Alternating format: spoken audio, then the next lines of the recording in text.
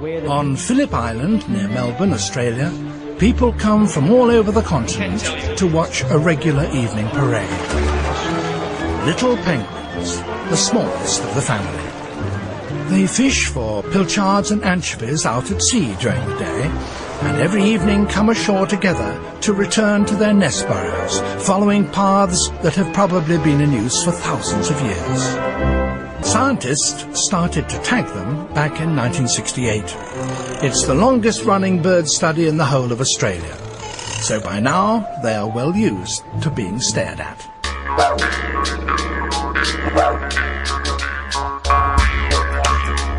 G'day guys, and welcome to Aussie English.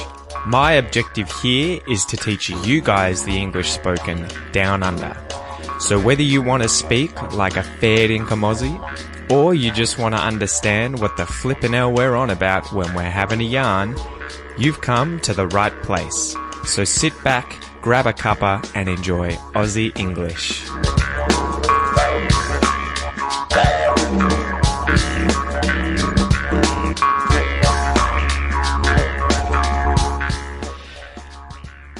G'day guys. What is going on? I hope you've been having a ripper of a week. I'm back again. It's another Sunday and it is another expression episode, guys. And today's episode is going to be a ripper. So it's going to be awesome. We're going to be talking about penguins. That was the intro scene there that you had at the start. It was a video clip from BBC Earth's YouTube channel. So there'll be a link in the transcript for that. If you love wildlife, definitely go check out that channel. But that was David Attenborough speaking. I'm a massive fan of David Attenborough, and it was his 92nd birthday, probably 2 weeks ago on the 8th of May. He was born only a few days after the Queen of England, so he's 92 years old. Pretty crazy. Anyway, quick anecdote. Yeah, I grew up always watching David Attenborough films. So my parents were both zoologists, and they met at Melbourne University, I think in the 70s. Maybe the late 70s is when they met, and obviously got married, had kids, and we grew up with a heavy dose of wildlife. So we would watch docos, we'd go camping, we'd go to the zoo. Absolutely loved animals. So that was my sort of upbringing, and obviously why I ended up going to university, the same university that they met at, and studying the same thing they did, zoology. Anyway, guys, this is the Aussie English Podcast, the number one podcast for anyone who wants to learn Australian English, whether you want to understand it or you want to speak like an Aussie. This is the podcast for you, and it is brought to you by the Aussie English Classroom, which you can sign up for at theaussieenglishclassroom.com. Remember that it's only $1 for the first month at the moment. You can get in there for $1. What is that? Like 3.5 cents a day. And you can try the Aussie English Classroom. You can use all the materials in there. You can complete this episode as a course with bonus videos, learning vocab, expressions. There's quizzes. There's all sorts of good stuff in there if you want to take your English to the next level. So this podcast is brought to you by the Aussie English Classroom, and it is also brought to you by all the wonderful people who have supported the podcast. And remember, you can do this by signing up to Patreon, or you can do a once-off donation via PayPal, and that is on the AussieEnglishPodcast.com/support. Anyway, guys, let's dive into today's episode. We'll be covering the expression to get cold feet, and this was suggested by Dan in the Facebook group. So we'll get into that, but first let's do a joke. So the joke here is related to penguins. You know, I had to connect these two things. What do penguins eat for lunch? So penguins, the small little birds that live in the ocean, what do they eat for lunch? Icebergers. Icebergers. Do you get it? So obviously icebergs are those large pieces of ice that break off in Antarctica or in the Arctic in the northern hemisphere. And burgers are obviously, hamburgers or chicken burgers. They're a kind of food where you have lettuce and cheese, bacon, other kinds of meat, and you have bread on top. That's a burger, right? So the joke here is ice burgers. Anyway, guys, today's expression, to get cold feet, and you may also hear this as to have cold feet. So let's go through and define these words, guys. To have, if you have something, you possess something, okay? You own the thing, you have the thing, you possess the thing. To get, if you get something, you acquire that thing. So you didn't have it to begin with, and then you got it, you acquired it, and now you possess it. And this can be physical things like, a burger, or it can be, still physical, but not like an item, okay? Like you can get cold, you can get hot, you can get wealthy, It doesn't have to be something you can hold in your hands. Cold. Cold, I'm sure you guys know, it's the the temperature that is incredibly low. It's not hot. If you're shivering, if you're out snowboarding in winter, you're probably going to get cold. And the last one here, guys, feet, the plural of a foot. This is the lower extremity of the leg below the ankle, and you would usually stand on your feet. You would walk on your feet. You would run on your feet, right? Your foot, each foot has 5 toes, a big toe, a little toe, and the 3 toes in between. Anyway, guys, what does the expression to get cold feet mean? So if you get cold feet, it means that you lose your nerve, that you lose your confidence, that you become timid. And it's usually used as a polite way of saying, or not necessarily polite, but a nicer way of saying something like to chicken out, to wuss out, or to bail on something. And these are sort of phrasal verbs that mean to abandon something because you got too nervous, right? You wussed out, you chickened out, you bailed out. So where did this originate from? We're not really sure, but it originates from about the 19th century, the late 19th century, though, again, the exact origin isn't known. However, experts suspect that this expression may have something to do with the military, an environment which certainly offers a plethora of things to fear, situations to run away from, to bail on, to get cold feet from, and you would also imagine that there are plenty of situations where you could get cold feet literally in the army. You're running around in your boots and it rains, you got cold feet. So as usual, guys, let's go through some examples of how I would use the expression to get cold feet or to have cold feet in day-to-day life. Okay, so example number 1. Example number 1 is that you are at a wedding, okay, and there's a bride and a groom. They're 2 people who are about to get married. In Australia, there's gay marriage, so it could be 2 grooms or 2 brides, but imagine it's a bride and a groom in this example. So the bride hasn't shown up. She hasn't come to the wedding ceremony, and this is a classic example of where you're likely to hear this expression. So maybe she's running late because of photography, they're trying to take photos of her somewhere and she's not happy with the photos. Maybe she's trying to do her makeup still or get her wedding dress on, or maybe there's transport issues, maybe they're getting delayed because of that. The bridal party is getting delayed. Or maybe she's changed her mind. Maybe she doesn't want to get married to this guy anymore. So she's decided, I'm scared, I'm nervous, I'm not confident about this decision, I've got cold feet. Okay, so she's got cold feet. She's changed her mind. She's lost her nerve, her confidence. She's got cold feet. And if the crowd start murmuring, maybe they're gossiping, it's been a long time, she hasn't shown up yet, they might be all thinking, is she going to leave the groom standing at the altar because she's got cold feet? Example number 2. All right, so pubs in Australia, these are places you can go and drink and you can eat food, usually alcoholic beverages, and you'll often see things like bands or single musicians playing at these venues. Pubs in Australia often have events called open mic nights. So an open mic night is where you have the microphone for someone to sing into or play into. It's open for anyone to use. You just have to get in line, right? You have to put your hand up and say, I want to sing, I want to read out some poetry, maybe I want to do some stand-up comedy, right? So you're a performer, you've gone to a pub, it's an open mic night, and you've told all your friends to come with you because you want to get up and do some stand-up comedy. Or maybe you want to read a poem, or maybe you want to sing a song.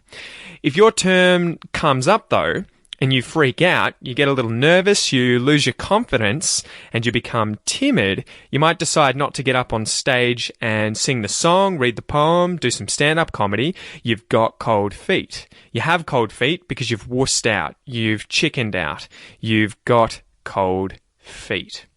Example number 3 here, guys, and this was something that I used to get faced with all the time. When I was doing jiu-jitsu, my coach would always be hassling us, always asking us, always pestering us, trying to sort of guilt trip us into competing, because obviously he wanted the team to compete as much as possible and do really well. So he would always be like, everyone needs to compete. I'm the kind of person that, despite, being able to create these kinds of podcast episodes and videos, I don't like really being in front of a lot of people, to be honest, especially when it's like you fighting someone and there's 1,000 people watching you. Okay, so he would ask us to do this, and quite often I would chicken out of entering the competition. I would wuss out. I would get cold feet. So I would get too nervous. The thought of standing in front of all these people and fighting someone else and potentially losing in front of all these people would give me cold feet. It would make me nervous. But imagine, okay, I did enter this competition. You could also use this expression if the time came to get on the mat and fight. So they've said, Pete and, the other guy, Tim, it's your turn to fight. Come out on the mat. If I ran away, if I didn't show up, if I chickened out, if I wussed out, I'd gotten cold feet. I had become too timid and lost my nerve, okay? So I hope you understand the expression, guys. To get cold feet or to have cold feet, it is just to lose nerve, to lose confidence and not do something, to bail on something. And then if you want to kind of belittle the person a little bit and make it a little bit more sort of like you're judging the person and making fun of them, you can say to wuss out, to chicken out. And then just in general, you can say to bail on something, which is just to leave something, to avoid something. So hopefully those are some good phrasal verbs you can use when talking to your friends. So as usual, let's go through a listen and repeat exercise, guys. This is your chance to practice your pronunciation.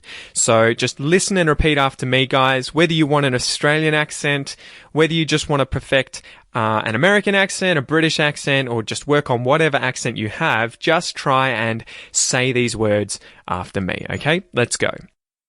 To get cold. To get cold feet. To get cold feet.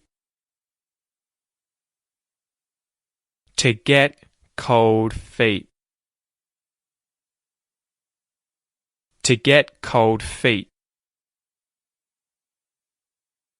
To get cold feet. A lot of stop consonants in this sentence, guys, when we're talking about connected speech. A lot of stop consonants. So we'll do this now using the conditional, guys. So we'll say, I would never get cold feet. We'll conjugate through that. And I'm going to contract would onto the respective pronouns for each sentence, right? So instead of saying I would, I'll say I'd. Okay, so listen and repeat after me. I'd never get cold feet.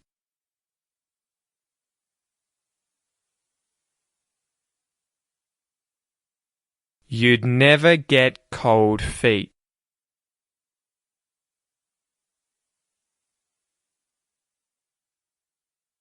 She'd never get cold feet.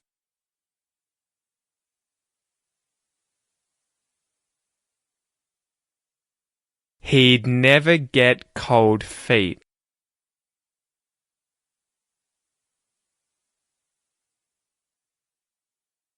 We'd never get cold feet.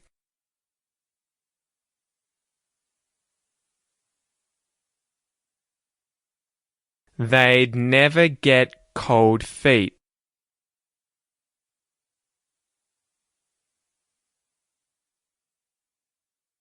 It'd never get cold feet.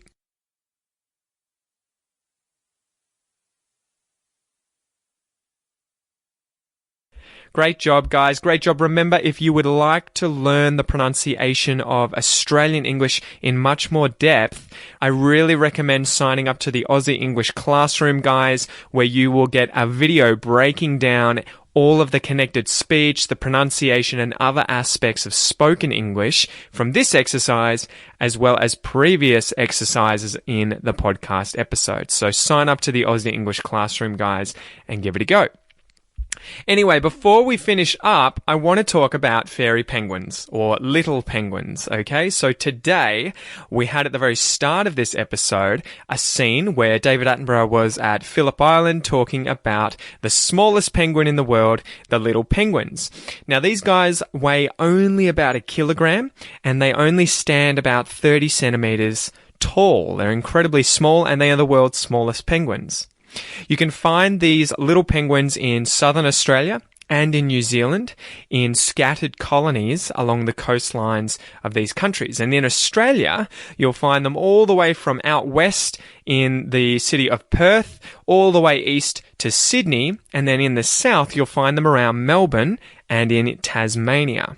Okay, so if you come to Melbourne, though, they're very easy to see, and you will see them at Phillip Island at night. This is probably the best place to go if you want to see them coming out of the water and walking up the beach to their burrows.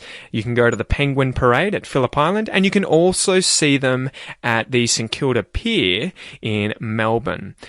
There are estimated to be about 1 million penguins left, these small penguins, little penguins, 32,000 of which live at Phillip Island. So that's pretty crazy. I guess that's only about 3.2%. How do you tell the difference between a male and a female? That's a good question. Well, you can't ask them, so you have to look at beaks. The adult females have a thin beak, much thinner than a male's, and the males have a distinct hook on the end of their beaks. What do they eat?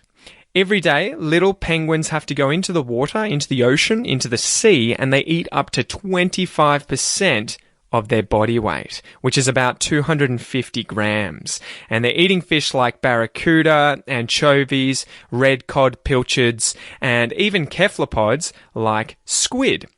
They can swim about 2 to 4 kilometers an hour. And for reference, humans can swim about 6 kilometers an hour. Little penguins live in holes in the ground, and we call these holes burrows. And this is a place where they can rest, they can nest, they can molt, and they can obviously get protection too from things like predators and extreme weather in Australia. Quite often it gets to about 40 degrees in summer, and the best way to avoid that is going underground. So depending on the season, they can spend anywhere between 1 and 30 days at sea. That blows my mind. Imagine swimming around for a month. So while breeding, they return regularly to incubate the eggs and feed their chicks. So that'll be during the summer season. But during the winter season, they spend most of their time out to sea hunting for fish and for squid, for food. These penguins don't mate for life, and if the breeding success of a couple of penguins is really low, they might look for new mates. Little penguins lay 2 eggs, similar in size to a chicken's, and both parents take turns incubating these eggs, which takes about 35 days. Both parents then feed the chicks by regurgitating fish and squid caught at sea, and the chicks leave their parents and head out to sea for the first time at 7 to 11 weeks of age. Their parents don't teach them anything. They don't learn how to swim. They don't learn how to catch food. They don't learn when they have to nest. It's all based on instinct. Penguins spend about 80% of their lives in the ocean. So what's that? 1 out of every 5 days on average they get out of the water. And on average, every single day they swim between 15 and 50 kilometers. They've been recorded diving as deep as 72 meters. However, an average dive is between about 5 to 20 meters when they're hunting prey. Little penguins also have some really cool adaptations, like all penguins, they have modified wings, which are called flippers, and the only flying they do is through the water. They have a gland to spread oil on their feathers when they're preening in order to keep the outer feathers waterproof so they don't get soaked, they don't get drenched and then get cold. They have a streamlined shape, waterproof feathers on the outside of their body, a layer of down next to the skin to trap air and keep them warm under those waterproof feathers, and they also have a salt gland above their eyes which helps them filter salt from seawater so they get access to fresh water. Anyway, guys, that is the episode for today. I hope that you think little penguins are as badass as I think they are. Don't forget to jump over to YouTube, guys, and check out the Aussie English YouTube channel. Come to Facebook, join the community, and just take part, guys. Start using your English. Come and say g'day. I'll chat to you soon and hope you have an awesome weekend. See ya. G'day, mate. Thanks for listening to this episode of the Aussie English Podcast. If you wish to support the podcast and help me keep bringing you content, you can do so via my Patreon page.